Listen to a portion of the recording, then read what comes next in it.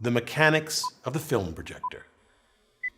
One of the most impactful pieces of engineering is the technology of movies. They've shaped every aspect of our lives. Today, of course, they're created digitally, but I celebrate here the stunning engineering that gave life to movies, the technology that tricked the mind into seeing a moving image.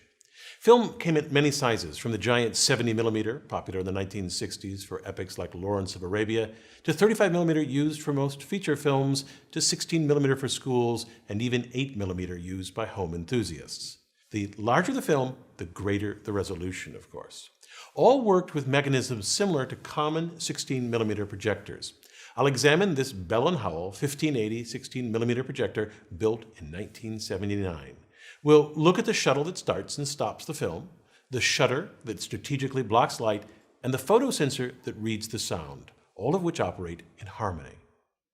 To create the illusion of movement, a series of still images, the film, is pulled off the supply reel, threaded in between the lamp and lens so the image can be projected, then run across the sound drum, and finally coiled onto the take-up reel.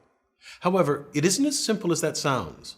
To see why, here's what happens if you just move the film continuously past the projector's lamp. What you see is a blur. You can just make out the images. Here's what really happens shown in slow motion. A frame appears on the screen, not moving, then the screen goes blank, and then the next frame is projected on the screen.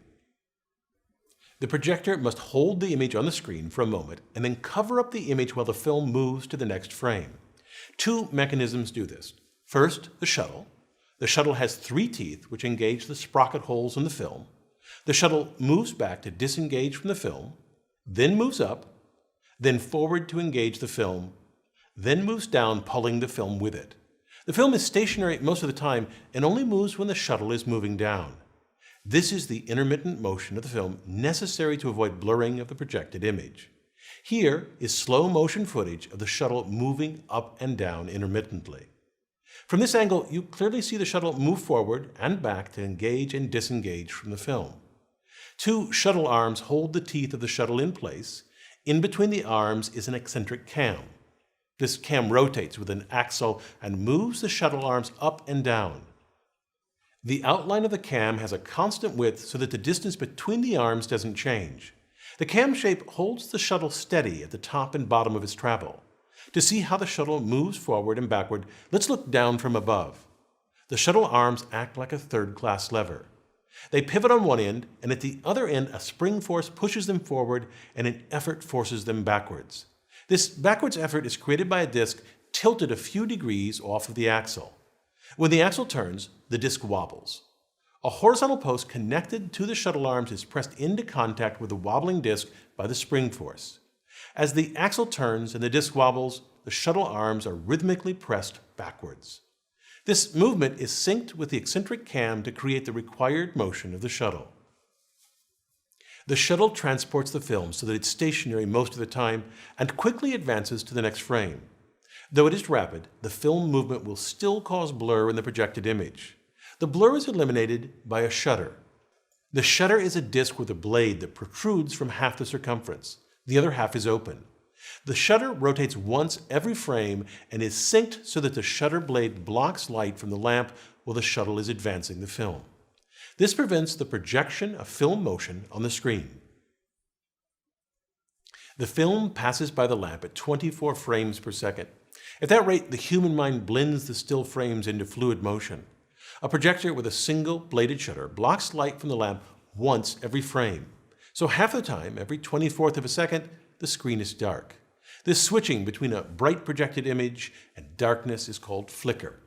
If the flicker occurs at about 60 to 70 times per second, the bright flashes fuse together and appear, to the human eye, continuously bright with no periods of darkness. This rate is called the flicker fusion threshold.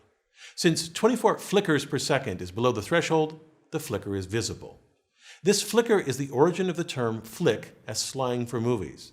But modern film projectors don't have this problem. How did they fix it? Originally, shutters had a single blade that covered the advancement of the film with an open section that showed the picture. Modern shutters have 3 blades. The first blade covers the film motion. The second 2 blades block the light even when the film is stationary. They only serve to increase the flicker rate. The 3 openings allow the image to be projected half the time. Here I've labeled the 3 blades with 1, 2, and 3 dots. Notice that the shuttle moves downward only when blade number 1 blocks the light. The 3-bladed shutter is a simple and inexpensive solution that works well.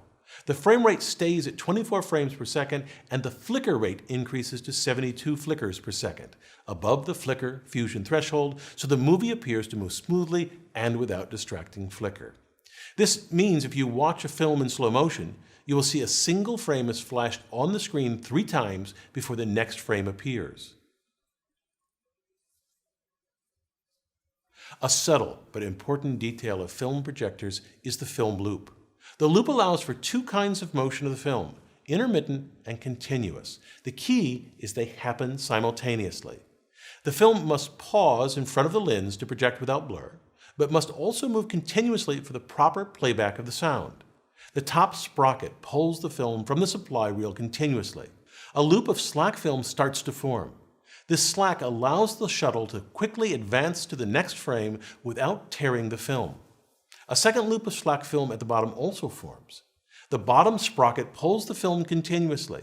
This is important because it allows the sound to be read correctly. Sound in movies is recorded optically on the edge of the film. After the film runs past the lamp, it runs across the sound drum. To read this optical soundtrack, light shines through a tube with a slit. This concentrates the light on a small section of the film's soundtrack. A photosensor on the other side of the film measures the amount of light passing through the film at a given time. The photosensor converts the amount of light transmitted into current, and this current drives the speakers. A soundtrack that oscillates slowly produces low-frequency sounds. If it oscillates more rapidly, it will produce higher frequencies. The volume is determined by the amplitude or width of the soundtrack. Louder sections are wide, and quieter sections are thinner. Because the image is projected here, and the sound is read down here, the soundtrack is offset 26 frames ahead of the picture in 16mm films. This offset ensures that the picture and sound are correctly synced. To me, the most beautiful aspect of the film projector is how all the mechanisms are synced. The mechanisms are driven by a single rotating axle. The axle rotates the shutter and simultaneously turns the cam and advances the film. Behind the shuttle is a worm screw that drives 2 gears that are coaxial with the top and bottom sprockets. So this means that with every rotation of the axle, the shutter blocks and flashes light 3 times.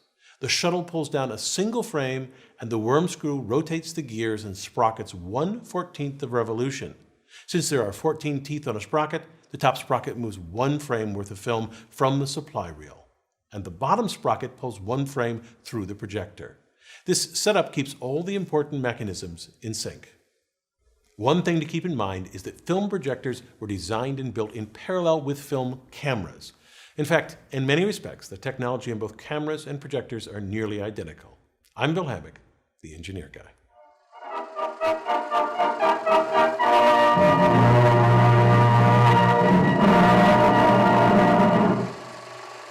Thank you to our advanced viewers who helped shape this video. Will you help us make our next video? Will you become an advanced viewer? Go to engineerguy.com/preview to sign up. We'd love for you to join us.